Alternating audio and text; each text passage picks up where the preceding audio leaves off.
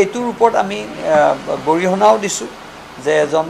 আৰক্ষী বিষয়াই ইমান উচ্চপদস্থ বিষয়া অচিজন এজন উচ্চপদস্থই ক'ব লাগিব থানাৰ ইনচাৰ্জ তেখেতে কি ভাৱল মই নাজানো কিন্তু তেখেতে যিটো ব্যৱহাৰ কৰিছে এইটো আচলতে হ'ব নাপায় আৰক্ষীৰ দায়িত্ব পাব্লিক আৰু পুলিচৰ মাজত ৰিলেশ্যন ভাল কৰা সকলো পুলিচসকলে যদি ভাবে যে সকলোৱে চোৰ ডকাইত এইটো ভুল কৰা আৰু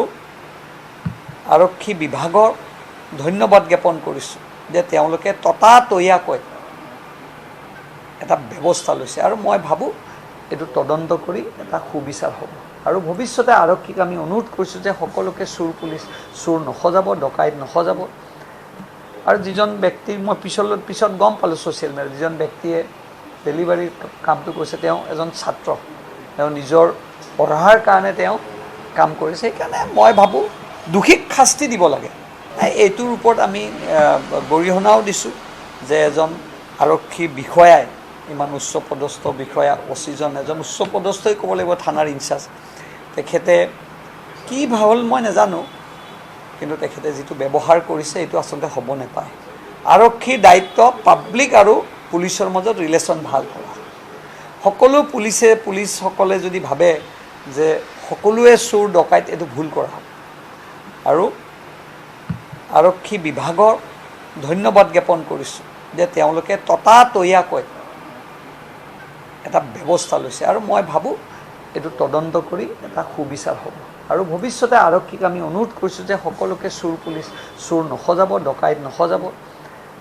আৰু যিজন ব্যক্তিৰ মই পিছত গম পালোঁ ছ'চিয়েল মিডিয়াত যিজন ব্যক্তিয়ে ডেলিভাৰীৰ কামটো কৰিছে তেওঁ এজন ছাত্ৰ তেওঁ নিজৰ পঢ়াৰ কাৰণে তেওঁ কাম কৰিছে সেইকাৰণে মই ভাবোঁ দোষীক শাস্তি দিব লাগে এইটোৰ ওপৰত আমি গৰিহণাও দিছোঁ যে এজন আৰক্ষী বিষয়াই ইমান উচ্চপদস্থ বিষয়া অচিজন এজন উচ্চপদস্থই ক'ব লাগিব থানাৰ ইনচাৰ্জ তেখেতে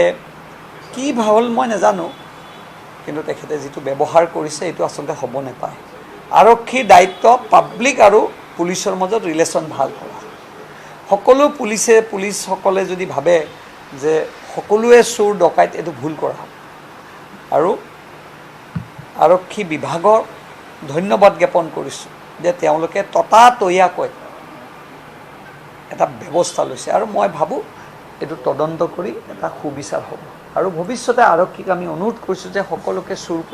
চোৰ নসজাব ডকাইত নসজাব আৰু যিজন ব্যক্তিৰ মই পিছত গম পালোঁ ছ'চিয়েল মিডিয়াত যিজন ব্যক্তিয়ে ডেলিভাৰীৰ কামটো কৰিছে তেওঁ এজন ছাত্ৰ তেওঁ নিজৰ পঢ়াৰ কাৰণে তেওঁ কাম কৰিছে সেইকাৰণে মই ভাবোঁ দোষীক শাস্তি দিব লাগে